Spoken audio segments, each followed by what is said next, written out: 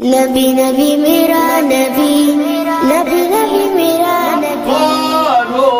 করুণা দিদার দাও গো সাহে মদিনা, দিদার দাও গো সাহে মদিনা।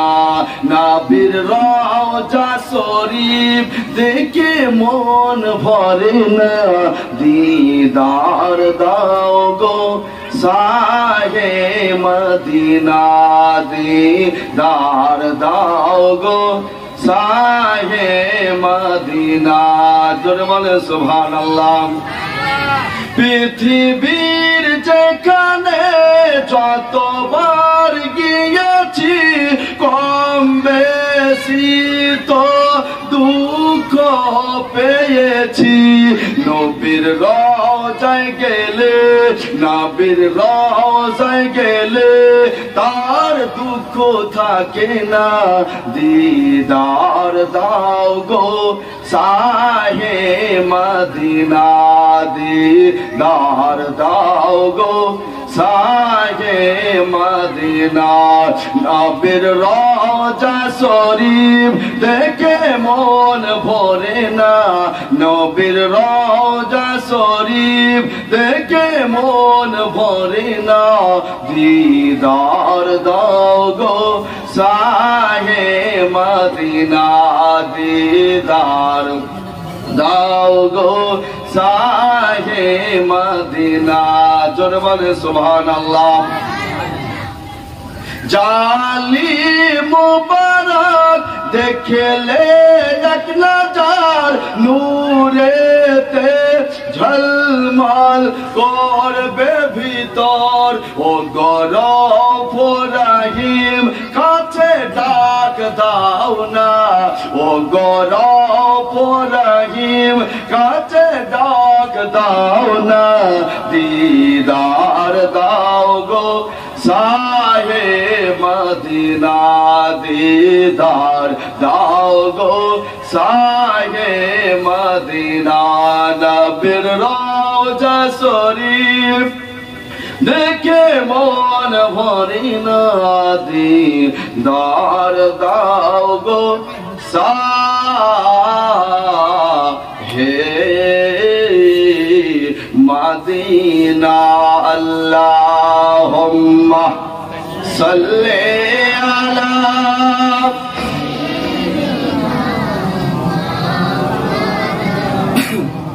ওয়ালা আলি সাইয়্যিদিনা সাল্লাল্লাহু তাআলা আলাইহি ওয়াসাল্লাম। বিরাদার, আল্লাহর কালাম কুরআন শরীফ 6666 আয়াত 114টি সূরা 7টি মঞ্জিল দেখিরা। এই কুরআন শরীফ থেকে একটি আয়াত তেলাওয়াত করেছি, যে আয়াতের মানে তরজমা ব্যাখ্যা আপনারা অনেকেই জানেন।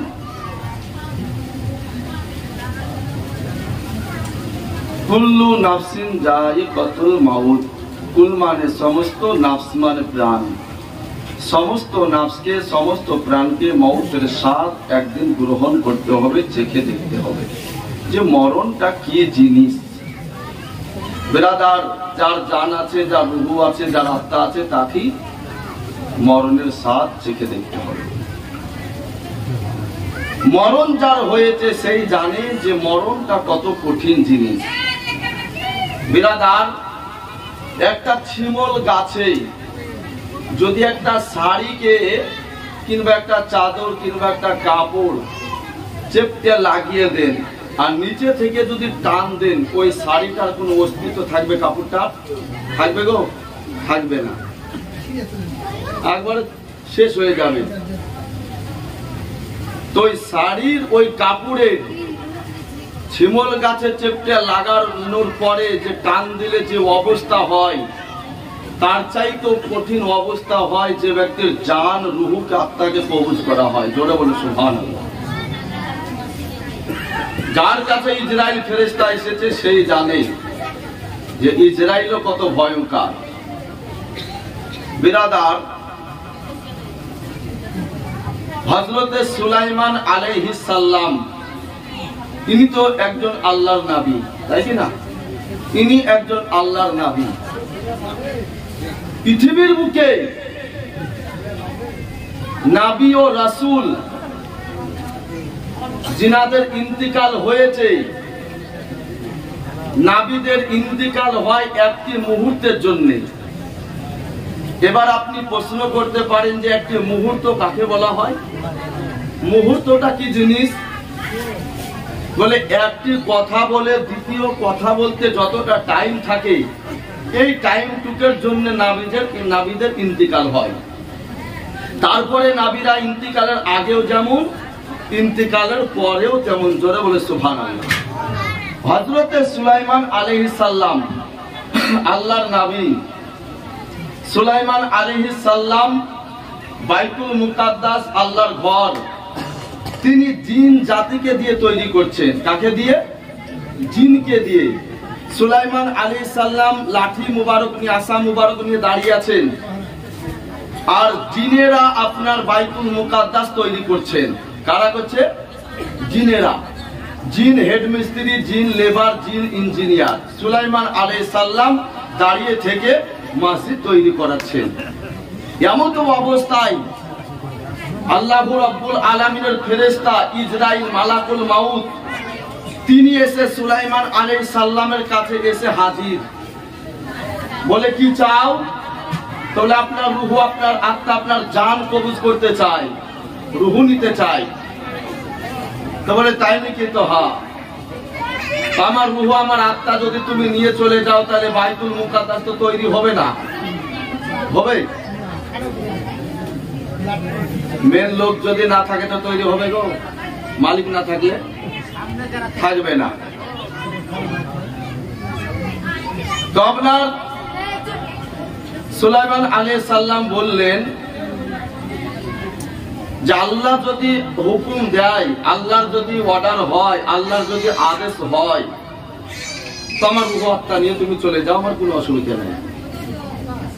তো আমি এসেছি নবীদের কাছে আল্লাহর হুকুম, আল্লাহর বিনা হুকুমে ছাড়া ইসরাইল ফেরেশতা জান কবজ করতে আসতে পারবে না। পারবে গো?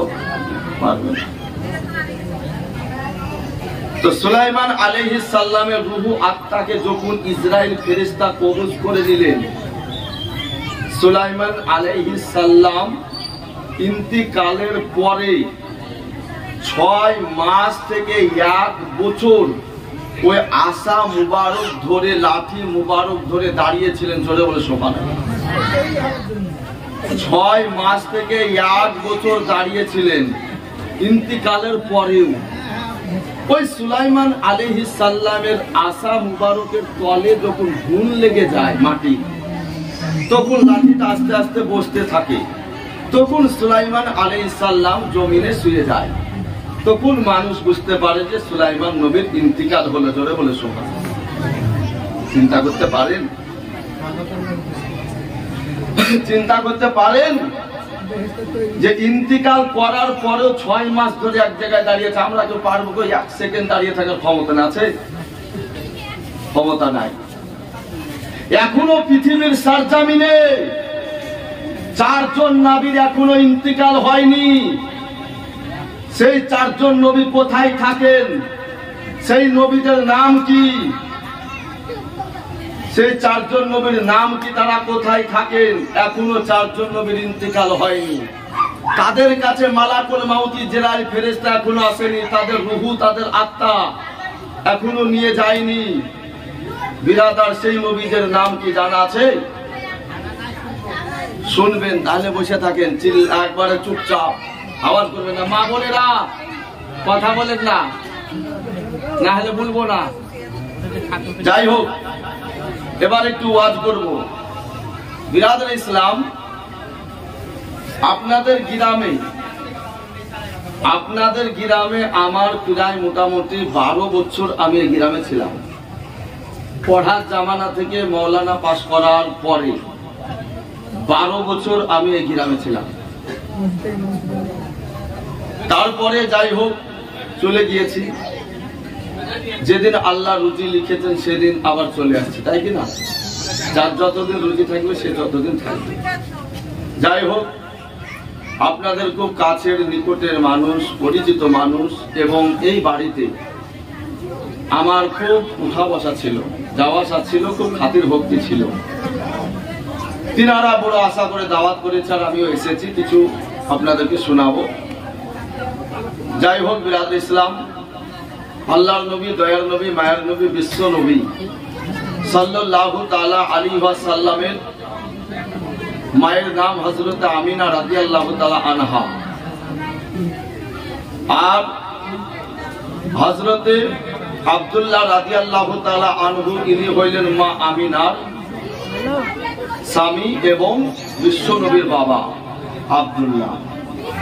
মা আমিনা রাদিয়াল্লাহু তাআলা আনহাকে হযরত আব্দুল্লাহ রাদিয়াল্লাহু তাআলা আনহু যখন বিয়ে করে নিয়ে এলেন, নিয়ে আসার পরে 1 মাস হয়ে গেল, 2 মাস হয়ে গেল, কিছুদিন পরে বলছেন হযরত আব্দুল মুত্তালিব বলছেন যে বেটা আব্দুল্লাহ, বাড়িতে বসে থাকলে তো সংসার চলবে না, কিছু কাজ করতে হবে, ইনকাম করতে, পয়সা কামাতে হবে, এইভাবে সংসার চালানো অসম্ভব, তো বেটা ব্যবসায় যেতে হবে। তো বলে আব্বা ব্যবসায় যেতে হবে, তো ব্যবসা করতে যাব, তো আমি তো ব্যবসার ভালো মন্দ কিছুই জানি না, বুঝি না, আমি ব্যবসায় যাব কি করে? তো বলে বেটা তোমাকে একাই যেতে হবে না, তোমার আরো 9টা ভাই আছে, তাদের সঙ্গে তুমি যাবে, তারা যেভাবে তোমাকে বলবে, আদেশ করবে, হুকুম দেবে, সেইভাবে তুমি ব্যবসাটা চালিয়ে যাবে। হযরত আব্দুল্লাহ রাদিয়াল্লাহু তাআলা আনহু তিনি নিজের পিতা হযরত আব্দুল মুত্তালিবকে বলছেন, আব্বা জান ঠিক আছে আমি যাব, তবে আমি বাড়ি থেকে একটু আমার ঘুরে আসি, একটু কথা বলে আসি, দেখা করে আসি। তো বলে বেটা যাও, তবে তাড়াতাড়ি এসো। হযরত আব্দুল্লাহ রাদিয়াল্লাহু তাআলা আনহু হযরত আব্দুল মুত্তালিবের কথা শুনে, বাবার কথা শুনে, নিজের বিবি মা আমিনা রাদিয়াল্লাহু তাআলা আনহার সঙ্গে বাড়িতে দেখা করতে, কথা বলতে, সাক্ষাৎ করতে চলে গেলেন। যাওয়ার পরে নিজের বিবিকে বলতে আছেন, গো আমার বিবি, আবার আব্বাজান আমাকে আদেশ করেছে, হুকুম করেছে, ওই সন্দেশে ব্যবসা করতে যেতে হবে। তবে বিবি আমার, তোমার সঙ্গে আমি কিছুদিন সংসার করেছি, কোনদিন যদি আমার কথাতে, চলাতে, ব্যবহারে আঘাত পেয়ে থাকো, কষ্ট পেয়ে থাকো, তুমি আমাকে ক্ষমা করে দিও, মাফ করে দিও। বিবি রে, আমি চলে যাচ্ছি, হায়াত মৌতের কথা বলা যায় না, কার নসিবে কখন কার ইন্তেকাল হবে, কখন কার নসিবে ইন্তেকাল লেখা আছে, হায়াত মৌতের কথা বলা যায় না। ওগো আমার বিবি, তুমি আমার জন্য একটু দোয়া করিও। স্বামী গো, এমন কথা কেন তুমি বলছো? তোমার অন্য ভাইরা কোনো কথা বললো না, তোমার তো আরো ভাই আছে, তাদের মুখ থেকে কোনো আওয়াজ শুনলাম না, তবে হায়াত মৌতের কথা কেন বললে? আবার দয়ার নবী, মায়ার নবী, বিশ্ব নবীর পিতা আব্দুল্লাহ মরণকে সব সময় স্মরণ করে চলেন, মরণের কথা কোনো সময় ভুলেন না। মা আমিনা রাদিয়াল্লাহু তাআলা আনহার চোখ দিয়ে আপনার ঝরঝর করে পানি বয়ে যায়। হযরতে আব্দুল্লাহ চোখের পানিগুলো মুছিয়ে দেয়, হযরতে আব্দুল্লাহর চোখের পানি ঝরে যায়। মা আমিনা রাদিয়াল্লাহু তাআলা আনহা হযরতে আব্দুল্লাহর চোখের পানি মুছিয়ে দেয়, বলে ও বাবার স্বামী, যাও চলে যাও, বাবার আদেশ, বাবার হুকুম মানতে হবে, যাও চলে যাও, তবে বেশি দিন থেকো না, দেরি করিও না, অল্প দিনের মধ্যে চলে এসো, কিছুদিন পরে না হয় দরকার হলে আবার যাবে, কিন্তু তুমি বেশি দিন না থেকে অল্প দিন তুমি ব্যবসা করে চলে আসবে। বলল ঠিক আছে। এই কথা বলে মা আমিনা রাদিয়াল্লাহু তাআলা আনহার কাছ থেকে হযরত আব্দুল্লাহ ঘর থেকে বেরিয়ে চলে আসলেন। মা আমিনা গেটের কাছে আপনার দাঁড়িয়ে গেলেন, নিজের স্বামীর দিকে আপনার তাকিয়ে তাকিয়ে দেখে হযরত আব্দুল্লাহ ঘাড় গড়িয়ে নিজের বিবির দিকে তাকায়। হযরত আব্দুল্লাহ যাওয়ার পরে বলে, ওগো আমার আব্বা জান, এখানে তো একটা নয়, চারটা নয়, দুটা নয়, 10টা উট লাইন করে দাঁড় করানো আছে। আমি কোন উটটার ওপরে চেপে যাব? আমি কোনটার ওপরে চাপবো? বলে, বেটা আব্দুল্লাহ, এরা হইল তোমার বড়। আমি পরস্পর একটা করে লাইন করে দাঁড় করিয়ে রেখেছি, যেটা সব চাইতে ছোট, তুমি সবারই চাইতে ছোট, সবারই পিছনে যাবে। বড়দের সম্মান করতে হয়, বড়দের আদব করতে হয়, বড়দেরকে সম্মান দিতে হয়।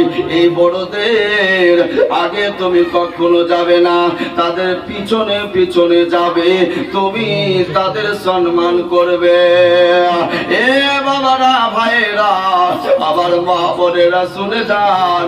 এমত অবস্থায় হযরতে আব্দুল্লাহ রাদিয়াল্লাহু তাআলা আনহু উটের ওপরে চেপে নিলেন। নেওয়ার পরে আপনার বিবির দিকে তাকায়, বিবি স্বামীর দিকে তাকায়, আব্দুল্লাহ আমিনার দিকে তাকায়, আমিনা আব্দুল্লাহর দিকে তাকায়। আল্লাহর ঘর কাবা শরীফ সামনে পড়ে গেল। কাবা শরীফ আব্দুল্লাহ বলতে লাগলো, কাবা রে, ঘুরে যদি আমি আসি তোর সঙ্গে আমার দেখা হবে, আর যদি না আসতে পারি আমার জান ভরা সালাম খানা এই কাবা শরীফ তুমি কবুল করে নিও। বলে সুবহানাল্লাহ। এ বাবারা, ভাইরা, আবার মা বোনেরা শুনে যান। হযরতে আব্দুল্লাহ রাদিয়াল্লাহু তাআলা আনহু এইভাবে ব্যবসায় চলে গেলেন সন্দেশে। ব্যবসা আরম্ভ হয়ে গেল। আপনার এত ব্যবসায় লাভ হচ্ছে, এত টাকা পয়সা, এত টাকা পয়সা, এত ইনকাম হচ্ছে, এত টাকা কাছে চলে আসছে। একদিন দুদিন করে কিছুদিন চলে গেল, এক সপ্তাহ, 2 সপ্তাহ হয়ে গেল, একটা মাস প্রায় হয়ে যাচ্ছে। চট করে একদিন আব্দুল্লাহ বলতে আছেন, গো আমার বড় ভাই, ও বড় ভাই হারিস, দাঁড়িয়ে যাও, দাঁড়াও গো, একটা কথা আমি তোমাদের সঙ্গে আলোচনা করতে চাই, তোমাদেরকে জানাতে চাই, তোমাদেরকে আমি বুঝাতে চাই। বলল, ভাই তুমি কি বলতে চাও বলো, তুমি কি জানাতে চাও আমাদেরকে জানিয়ে দাও। বলল, শোনো ভাই, আমাদের অনেক দিন হয়ে গেল বাড়ি থেকে আসা, আব্বার কাছে হয়তো টাকা পয়সা আছে কি নাই জানি না, হয়তো কি অবস্থায় আছে না আছে সেটাও জানি না। চলো আমরা বাড়ি চলে যাই, আর যাওয়ার পরে আব্বার হাতে টাকা পয়সা গুলো তুলে দিব। কিছুদিন পরে না হয় আবার দরকার হলে আমরা ব্যবসা করতে আসব, কিন্তু আর দেরি না করে চলো আমরা বাড়ির দিকে রওনা হয়ে যাই। এই কথা শুনে সমস্ত ভাই রাজি হয়ে গেল। সমস্ত ভাই বলল, ভাই তুমি সঠিক কথা বলেছো, ঠিক কথা বলেছো, বাবার হাতে টাকা পয়সা আছে কি নাই জানি না, চলো গিয়ে আমরা টাকা পয়সাটা দিয়ে আসবো। এই কথা বলে বাড়ির দিকে রওনা হয়ে গেলেন। এমন তো অবস্থায় কিছুদিন আসার পরে হযরতে আব্দুল্লাহর আপনার শরীর যেন গরম হয়ে যাচ্ছে, মাথায় যেন চক্কর মারতে আছে। হযরতে আব্দুল্লাহ উটের উপরে বসে থাকতে পারে না, চট করে বলে, ভাই, ওগো আমার ভাই, তোমরা দাঁড়িয়ে যাও, আর তোমরা আগে বেরো না, আর তোমরা চলে যেও না, এক ধাপ আগে যেও না, ভাই গো, ওগো আমার ভাই, তোমরা দাঁড়াও, আমি যে আমার যে শরীর খারাপ করছে, আমি যে বসে থাকতে পারছি না, আমাকে তাড়াতাড়ি করে তোমরা নেমে উটের ওপর থেকে নামিয়ে নাও। এইভাবে সমস্ত ভাই দাঁড়িয়ে গেলেন। হযরতে আব্দুল্লাহ রাদিয়াল্লাহু তাআলা আনহুকে উটের ওপর থেকে নামিয়ে নিলেন।